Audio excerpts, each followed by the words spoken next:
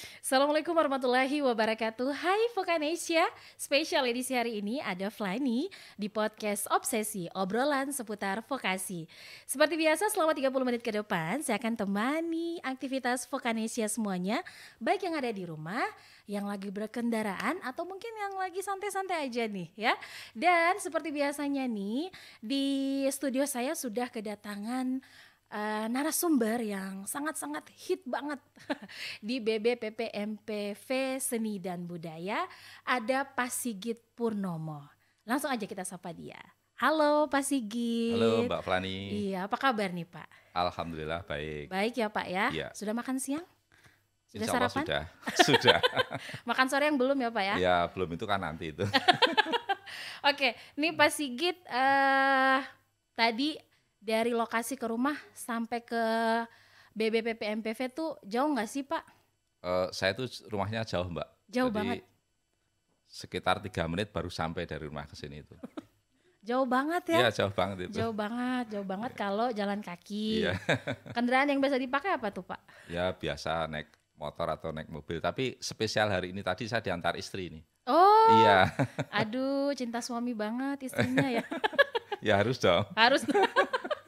Nah, nih Pak Sigit Purnomo ini jabatannya nih saya baca dulu ya, lumayan panjang nih Boleh, di boleh. BBPPMPV ini sebagai Koordinator Sistem Informasi Pengembangan dan Kemitraan BBPPMPV Seni dan Budaya.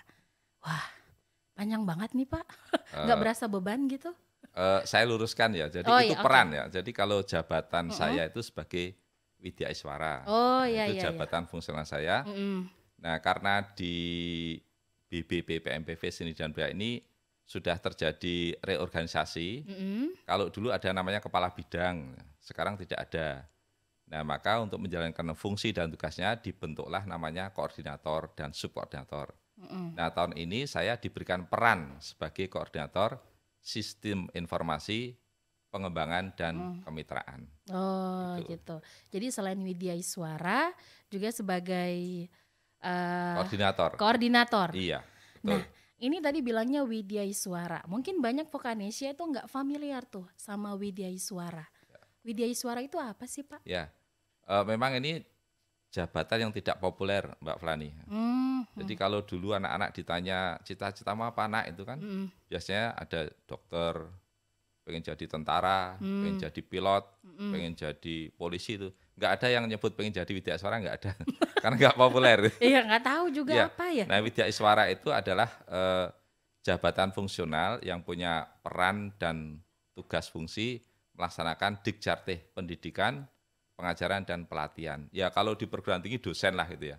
Gampangnya Iya, iya. gitu. Kalau di Iya, sekolah iya. guru, kalau di lembaga pelatihan namanya Widya Iswara. Widya Iswara sama Iya. dengan pengajar dia. Iya, sama. Oh, kalau di sini Bapak pengajar di jurusan Ya, saya spesialis di seni lukis. seni lukis. Iya. Berarti orang kesenian ya. Iya, orang seni. Biasa tuh orang kesenian tuh identik sama topi gitu. Enggak ya? Ya, nggak punya mungkin ya, saya nggak pakai. Nggak suka pakai topi atau apa gitu? Nggak suka. Dan nggak suka. nyentrik gitu Pak? Oh, nggak. Nggak kelihatan Nyentrik cukup di rumah aja, kalau di kantor nggak. Kalau di kantor jangan ya. Iya. Disimpan aja ini buat di Iya, rumah. iya. Nah ini saya mau tanya hobinya nih Pak apa? Ya, Apakah hobi sama kalau dengan sesuai mengajar? dengan bidang saya seneng coret-coret itu ya. Coret-coret, Melukis. gambar, ngelukis itu. Itu kalau yang terkait dengan bidang saya. Hobi lain, saya tuh hobinya soalnya macam-macam gitu ya. Apa aja tuh Pak? Ya kalau hobi yang sesuai bidang tadi sudah, terus yang lainnya membaca. Oh baca. Membaca itu saya senangnya baca cerita itu. Oh kayak Baca apa cerita tuh? yang bersambung panjang itu saya seneng itu. Oh Yang nggak selesai-selesai itu. suka tersanjung nggak Pak? Itu sampai season 10 loh. Oh iya, oh kalau Sinetron. sinetron nggak suka saya. Cuma cerita aja Pak ya? Cerita bersambung Oh suka iya saya. iya iya. Tuh tadi katanya hobinya suka lukis. Temanya suka yang apa tuh Pak? Kalau tema itu spontanitas pada saat kita mood pengen gambar ya kita gambar atau ngelukis saja gitu. Jadi temanya itu ya Bebas. bebas itu tidak setiap pergantian waktu temanya sama, nggak tergantung moodnya apa ya itu temanya muncul di situ. Pak Sigit kan suka lukis. Ada nggak sih misalkan kan ada tuh pelukis tuh Pak punya ciri khas gitu. Misalkan dikasih apa gitu lukisannya biar tahu oh ini lukisannya Pak Sigit. lukisannya Pak Sigit ada nggak sih ciri khasnya? Ya kalau orang yang sudah hafal dia akan tahu ciri khasnya itu ya. Kalau saya itu cenderung memang bukan realis, bukan naturalis, tapi saya cenderung ke ekspresif ya. Kayak Ekspresif gimana itu tuh? ya suka-suka saya mengeksplorasi objek gitu, tidak harus sama persis. Jadi kalau Mbak Flani datang ke saya minta dilukis wajahnya, jangan salahkan saya kalau wajahnya tidak sama dengan Mbak Flani nanti. Oh, nantinya kayak abstrak gitu Pak Ya, ya? ya suka-suka saya mengekspresikan wajahnya Mbak Flani. Ada gitu Pak ya? Ada, itu nggak Oh. salah itu, boleh. Saya bilang abstrak enggak ya? Enggak, abstrak itu, kalau abstrak mungkin orang masih salah pengertian ya. Jadi kalau lukisan abstrak itu tidak ada figurnya apa-apa. Tapi selama masih terlihat ada figur tertentu itu bukan abstrak. Oh, Mungkin orang salah, misalnya yang paling terkenal di Jogja itu Avandi. Orang banyak mengatakan yang tidak tahu itu abstrak. Bukan, Avandi itu ekspresionis ya. Dia ekspresionis, bukan abstrak. Bukan oh. abstrak. Harusnya tadi saya minta ini Pak Sigit tuh bawa hasil karyanya biar tahu tuh modelnya tuh kayak gimana. Nanti Wah, itu aja ada insya Allah ya. di studio lukis sana itu. Oh, nanti insya Allah podcast selanjutnya Pak ya dikasih Ya, lihat boleh. ini ciri khasnya Pak Ya. Sigit. Nah, ini Pak Sigit sudah lama mengajar di BBPP-MPV Seni Budaya ini? Ya, Atau? saya bekerja di sini itu sudah 20 tahun. Wah, Saya itu angkatan tahun 2022, tapi masuk kantornya tahun 2023 awal. Jadi 20 tahun ya. Dan sejak saat saya masuk di sini itu langsung diterjunkan di dunia mengajar saya. Dulu pertama saya di studio desain komunikasi visual. oh, Kemudian pindah ke studio lukis. Kemudian itu dari tahun 2003 sampai 2014. 2014 saya sempat diminta membantu di manajerial. Saya diminta menjadi kepala seksi waktu itu ya. Walaupun kepala saya nggak seksi ya. seksi kok Pak. Kepala Belah tengah. seksi penyelenggaraan pelatihan. Oh iya, Nah, oke. Terus kemudian 1 tahun dipindah lagi menjadi kepala seksi program. Kemudian ya akhirnya tahun 2020 saya kembali ke dunia fungsional lagi sebagai Gitu. pengajar itu. Sebagai pengajar. Pak, ini saya mau tanya suka duka nih. Ya, Kan ini Bapak sebagai seorang pengajar tapi mengajar guru-guru. ya, Nah, ada suka dukanya sih ya ada, ngajar guru-guru ini? ada. Tapi saya merasa lebih banyak sukanya. Beneran nih. Betul, saya merasa senang kalau ketemu dengan Bukan guru-guru karena itu. depan kamera, Oh bukan, bukan. lebih banyak sukanya. Swear ini. Oke. Ya. Gimana tuh sukanya, Pak? Ya kita kan ketemu kita ini kan lingkupnya nasional. Jadi kita ketemu dengan guru-guru dari berbagai macam daerah yang masing-masing punya cerita sendiri-sendiri terkait kondisi pendidikannya di daerah masing-masing. Gitu. Nah itu hal yang paling menyenangkan kan, melihat karakteristik yang berbeda-beda Iya. tadi. Kalau kesulitannya ada nggak sih, Pak? Mungkin Ya, dari apa gitu pemberian ya. materi atau bahasa? Kalau bahasa kita selama masih Indonesia kan pakai bahasa Indonesia semuanya paham. Oh iya benar. Jadi alhamdulillah sampai sekarang nggak ada kesulitan yang berarti Pak ya. Tidak ada. Kalaupun ada ya disuka-sukain aja gitu ya. Iya, Bawa harus enjoy. gitu. Biar nggak stres Pak ya. Iya betul. Ya. Nah ini jabatannya berarti 2 nih Pak ya sebagai. Satu jabatannya. Oh satu aja yang satu itu jabatannya. peran. Oh iya benar. Iya. Jadi satu sebagai koordinator, satunya Iya. sebagai widyaswara atau pengajar. Nah Iya. gimana cara Bapak tuh bisa mengatur biar ini nggak tabrakan gitu? Ya memang seringkali ada apa namanya benturan waktu ya. Tapi kita kan harus melihat skala prioritas. Sebenarnya kalau secara aturan saya harus lebih mengutamakan tugas fungsi saya sebagai widyaswara karena peran itu sifatnya tugas tambahan. Iya. Namun kan kita tidak bisa saklek atau saklek tahu ya Mbak Flani? Kurang tahu sih Pak. Saklek itu strike gitu ya. Strike gitu ya. Jadi kalau saya tetap prioritas karena bagaimanapun lembaga ini programnya harus berjalan. Gitu. Jadi harus pandai-pandai membagi waktu. Ya salah satu strateginya seringkali kita melakukan koordinasi karena namanya koordinator kan tugasnya koordinasi. Iya. Itu di luar jam-jam kerja. Iya. Kadang malam ya. Sekarang sudah ada teknologi yang memudahkan kita komunikasi ya kita manfaatkan itu. Pakai WA atau pakai sarana lain itulah. Ya, saya tertarik tuh dengan jabatan ya, Ya. jabatan yang koordinasi itu. Nah, apa yang sering Bapak lakukan itu agar bisa dan mampu menjalin kerjasama dengan pihak Dudi? Itu ada kan Pak, pasti ada tantangannya gitu. Nah, Oh jelas itu, jelas karena jadi begini, sekarang ini kan kita eranya era kolaborasi, kerjasama, termasuk di BBB PMPV Seni dan Budaya ini punya tugas dan fungsi melaksanakan kerjasama, kemitraan untuk melakukan penyelarasan proses peningkatan mutu pendidikan vokasi itu harus diselaraskan dengan dunia kerja yang sesungguhnya atau orang sebut biasanya dunia usaha, dunia industri. Maka kita harus kerjasama dengan pihak-pihak di dunia kerja tersebut, yaitu dunia usaha dan dunia industri. Supaya apa yang kita lakukan di sini, ya, termasuk diklat guru-guru misalnya, itu harus mengacu pada kebutuhan dunia kerja yang sesungguhnya. Supaya guru nanti juga bisa menyampaikan kepada siswa-siswinya, materi pembelajarannya juga harus sesuai dengan kebutuhan dunia kerja. Nah, terkait dengan tantangan ya, kalau saya mengartikan bukan hambatan tapi tantangan, bukan kendala tapi tantangan. Tantangannya memang karena ini kita bidangnya seni dan industri kreatif itu yang pertama kadang-kadang yang disebut dengan dunia industri di seni itu beda karakteristiknya dengan dunia usaha di bidang manufaktur ya. Yang disebut industri di kita ya kadang-kadang ya perorangan, seniman atau pelaku seni, praktisi itu ya. Walaupun ada juga bidang-bidang tertentu yang memang industri real seperti misalnya kriya itu ada industri bidang kriya. Animasi ada industri bidang animasi, tapi rata-rata di pertunjukan misalnya pedalangan, karawitan, tari itu kan orang bertanya industri pedalangan mana, industri karawitan mana, mereka ya adanya pelaku seni atau komunitas atau sanggar. Dan dunia seni itu kan punya karakteristik yang berbeda dengan yang lain ya. Nah itu tantangannya bagaimana kita bisa melakukan pendekatan pada mereka gitu ya. Saya mau kembali lagi ke Widya Suaranya Pak sebagai pengajar tuh. Ada trik-trik nggak sih dari Pak Sigit itu biar guru-guru ini tuh, ada kan Pak guru-guru yang kalau untuk ngelukis itu kayak teorinya tuh banyak, pas prakteknya tuh kayak mereka susah gitu. Ada triknya nggak sih dari Pak Sigit itu biar mereka tuh punya ide atau punya apa gitu buat gampang untuk melukis?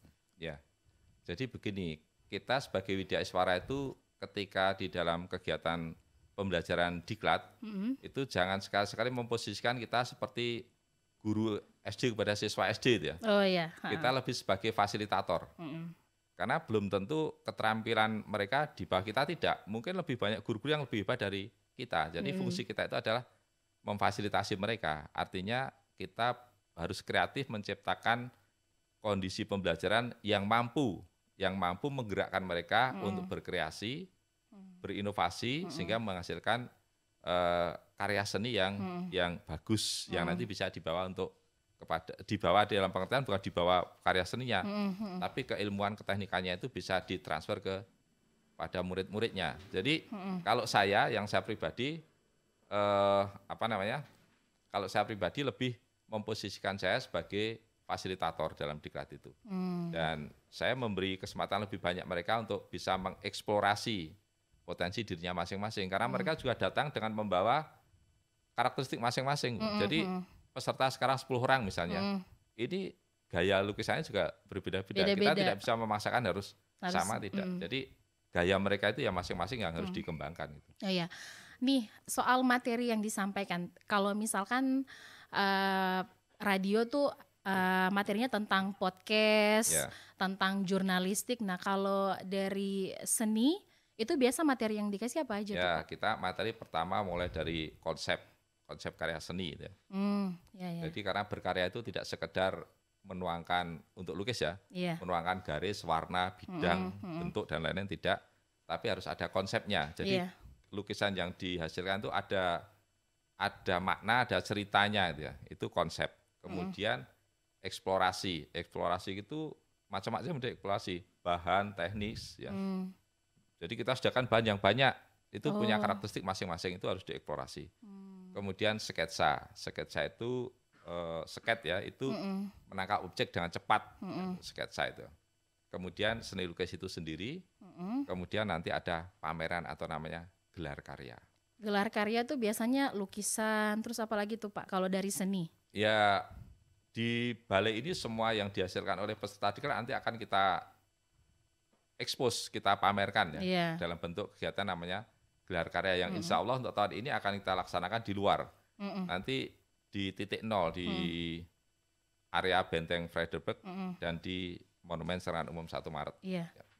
Nah ini dari ceritanya maupun dari yang Pak Sigit cerita tuh kayak sibuk banget nih Pak ya sebagai widyaswara juga sebagai koordinator tuh. Apa bagi waktunya untuk kerja sama keluarga tuh gimana Pak? Apa nggak tabrakan atau hanya lebih mendahulukan? Atau harus ada yang mengalahkah gitu? Atau orang rumah sempat protes, sibuk banget sih Ya, atau gimana gitu? kalau jam kantor kan sudah ada ketentuan ya. Iya. Ya kita ikuti di situ. Oh, Tapi iya. di waktu-waktu tertentu ketika diklat dan sebagainya, hari Sabtu mestinya libur ya kita harus masuk ya harus kita ikuti. Kalau untuk pembagian waktu dengan keluarga dan sebagainya, saya pikir keluarga sudah memahami ya kesibukan saya seperti apa. Oh iya. Ini belum lagi ditambah teman-teman di sini termasuk saya itu banyak permintaan sekolah-sekolah untuk kita datang. Gitu. Oh iya. Ini ya sebagai pemateri Pak ya? Iya, sebagai pemateri. Nah kan tadi saya sempat tanya suka duka menjadi seorang pengajar. Nah sekarang suka duka menjadi seorang, ini kan ada 2 tuh widyaswara sama koordinator. Ada suka dukanya nggak sih Pak ini mengemban tugas ini? Ya, kalau sibuk ada, tapi kalau duka, namanya duka itu sedih gitu ya. Sedih karena tugas gitu ya. Iya. Perasaan saya tidak ngalami itu. Suka aja terus Suka Pak ya? aja. Iya.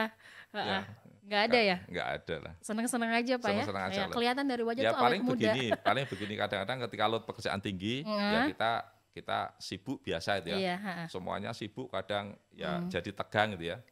Tapi kalau saya selalu menghibur diri, lah nanti kan pasti semuanya akan bisa kita selesaikan gitu ya. Oh, oke. Kita positif thinking aja gitu. Oh, mantep nih Pak.